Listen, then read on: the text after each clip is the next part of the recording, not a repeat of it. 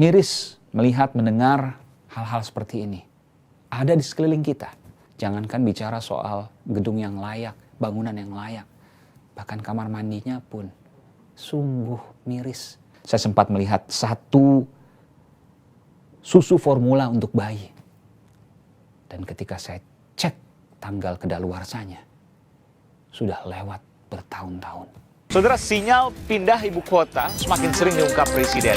Provinsi Kalimantan Timur, rencana balapan ibu kota. Aiman Wicaksono, eksklusif hanya di podcast Aiman. Saya Aiman, saya ajak Anda di eksklusif dalam episode.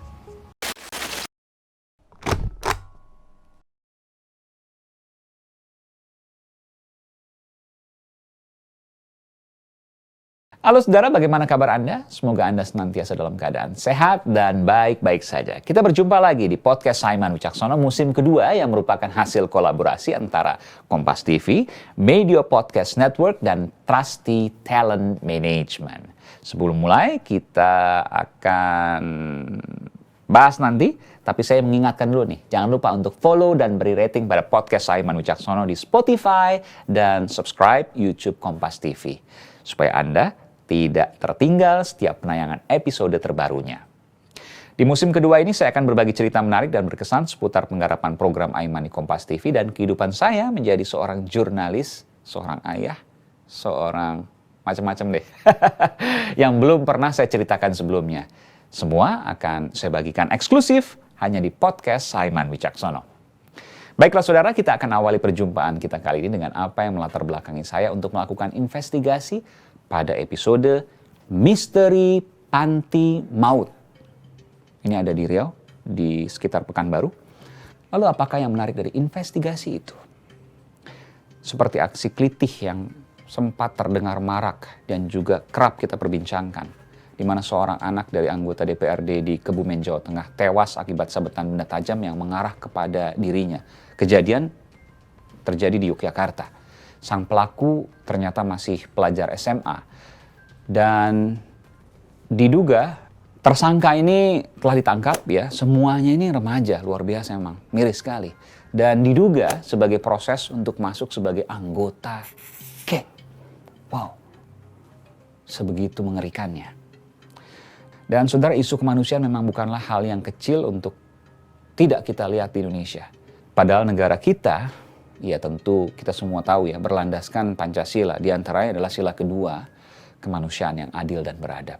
Namun kasus-kasus tidak berkeprimanusiaan banyak di sekeliling kita. Bukan itu saja, saya juga sempat ke sana. Kasus kerangkeng milik Bupati Langkat yang ada indikasi atau dugaan penyiksaan di dalamnya menunjukkan bahwa betapa rentannya keadilan manusia di Indonesia. Bahkan menurut Wakil Ketua Lembaga Perlindungan Saksi dan Korban LPSK Edwin Partogi Pasaribu, menurutnya ya, ini adalah kasus kekerasan yang paling sadis yang pernah ia tangani selama ia menjadi aktivis kemanusiaan lebih dari 20 tahun. Padahal 5 tahun lalu ya, Indonesia sudah dikejutkan dengan kasus panti maut di daerah Pekanbaru Riau. Korbannya balita, lansia, dan juga orang dengan gangguan jiwa ODGJ. Miris melihat mendengar hal-hal seperti ini. Ada di sekeliling kita.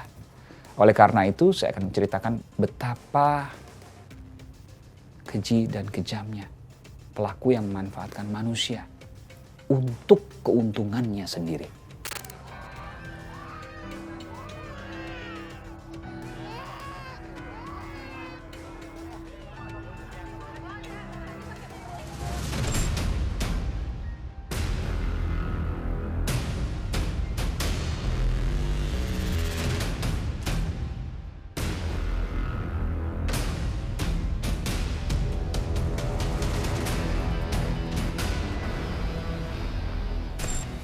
Benarkah panti didirikan untuk mencari keuntungan dengan menyiksa manusia?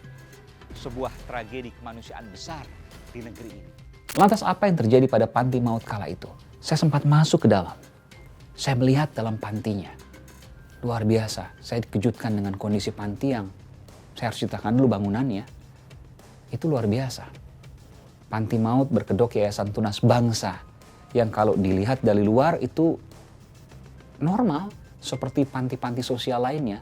Panti asuhan bahkan karena menampung balita dan anak-anak kecil di sana. Tapi ternyata di dalamnya ia melakukan kekejian yang tidak memiliki hati nurani. Jangankan bicara soal gedung yang layak, bangunan yang layak. Bahkan kamar mandinya pun sungguh miris. Saya melihat betapa lumut, lalu kemudian jentik nyamuk dan lain sebagainya. Padahal banyak bayi yang dirawat di sana. Dan banyak pula yang meninggal karenanya. Sang pemilik, Lili Rahmawati, yang merupakan tersangka utama. Ia membuat bisnis panti asuhan ini dan ia tidak memperlakukannya dengan layak. Ia menampung balita, anak kecil, hanya untuk mendapatkan uang sumbangan yang kemudian uang sumbangannya sebagian kecil hanya untuk kebutuhan mereka, sang balita dan anak. Sebagian besar diduga ia kantongi dan tidak diperhatikan. Saya sempat melihat satu susu formula untuk bayi. Dan ketika saya cek tanggal kedaluarsanya, sudah lewat bertahun-tahun. Miris. Kasus ini saya harus ceritakan bermula karena tewasnya balita berusia 18 bulan yang terekspos. Dan ditemukan adanya banyak bekas luka di daerah perut, dada, dan punggung. Bahkan hingga alat kelaminnya.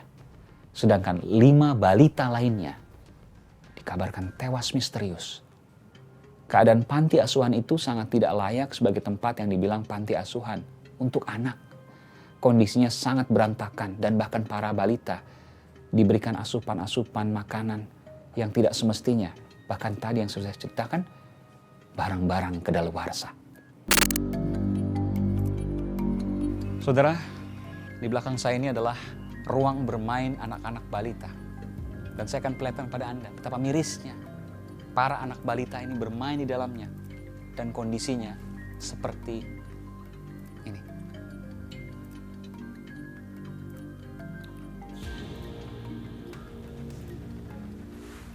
Dan saudara, saya melihat makanan-makanan yang diberikan pada para balita di sini.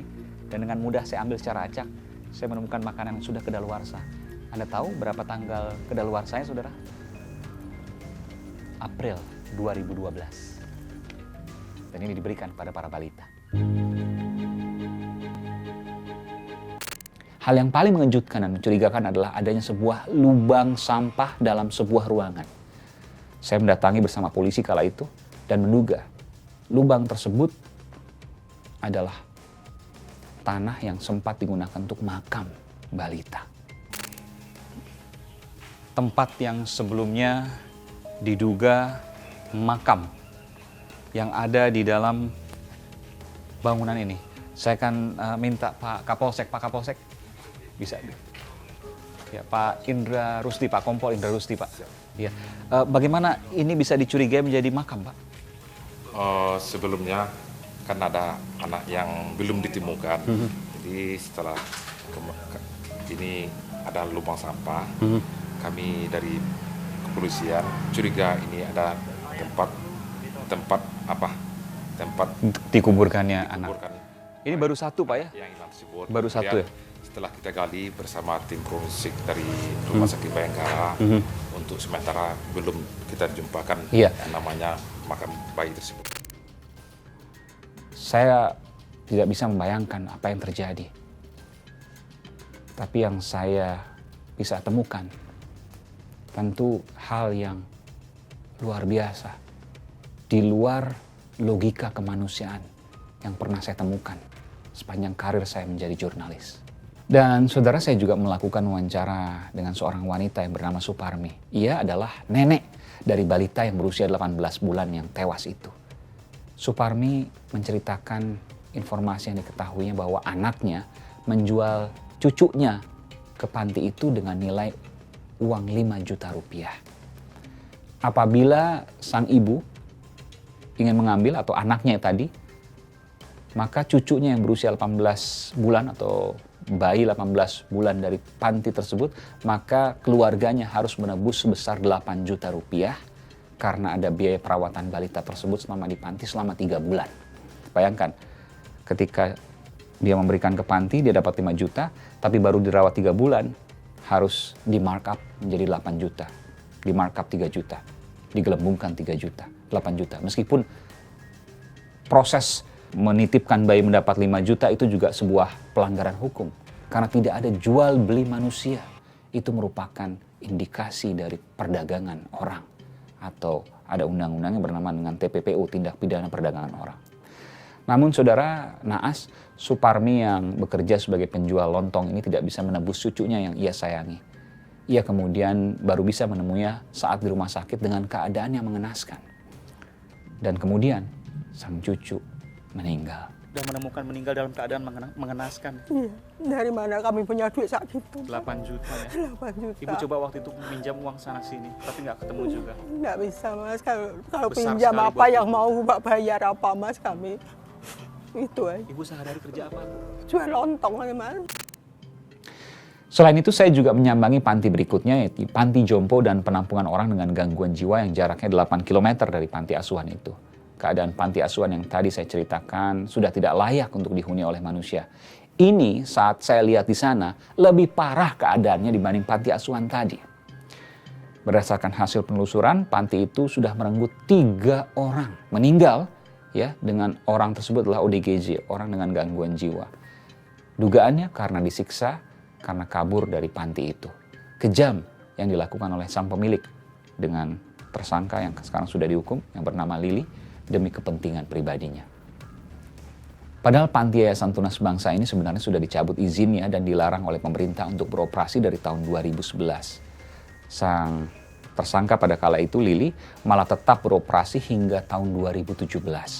Namun tidak ada penindakan seperti pemasangan pelang oleh pemerintah provinsi ataupun pemerintah kabupaten kota pada panti-panti yang ada di bawah Yayasan Tunas Bangsa itu, yang memunculkan korban jiwa dan kemudian viral. Baru kemudian ada penindakan. Tentu ini menjadi sebuah pertanyaan tentang pengawasan. Jadi karena mulai tahun 2016 itu sudah dibawa koordinasi Kepala Dinas Sosial Provinsi, saya sudah koordinasi langsung, saya sudah ketemu langsung dengan Pak Syarifuddin. Jadi beliau menyampaikan bahwa ini kan dulu sudah ditutup gitu loh. Nah pada saat ditutup itu rupanya tidak diikuti oleh tindak lanjut di bawah, misalnya dikasih pelang bahwa ini sudah bukan lagi tempat penitipan anak misalnya, ini sudah bukan lagi panti asuhan, yang ODGJ juga begitu, yang lansia juga begitu, mestinya kan seperti itu.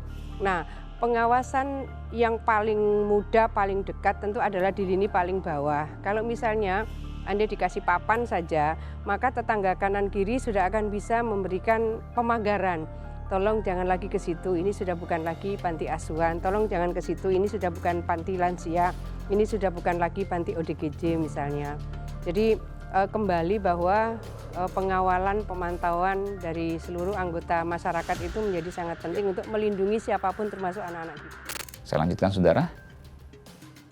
Sang tersangka pada kala itu, Lili, tetap melanjutkan bisnis kotornya untuk memperjualbelikan balita di panti asuhannya dan meraup uang sumbangan, uang sedekah, uang zakat bahkan yang dipasang di media sosial untuk panti jompo dan orang dengan gangguan jiwa itu ke dalam kantong pribadinya.